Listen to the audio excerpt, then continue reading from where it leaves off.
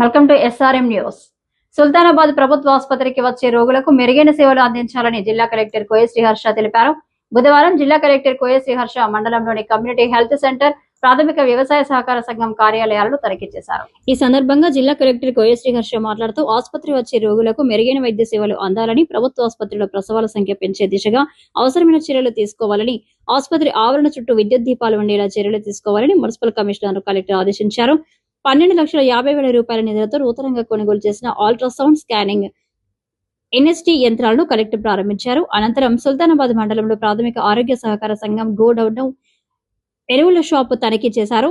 ఎరువుల విక్రయం వివరాల రిజిస్టర్ పక్కాగా మెయింటైన్ చేయాలని కలెక్టర్ తెలిపారు.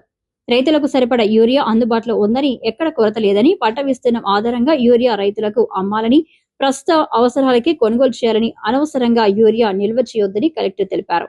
ఈ పర్యటనలో జిల్లా కలెక్టర్ వెంట జిల్లా ఆసుపత్రి సూపరింటెండెంట్ డాక్టర్ శ్రీధర్, సుల్తానాబాద్ ఆసుపత్రి superintendent Ramadevi, municipal commissioner Ramesh, మండల వ్యవసాయ అధికారి నాగార్జున, సంబంధిత అధికారులు తదితరులు పాల్గొన్నారు.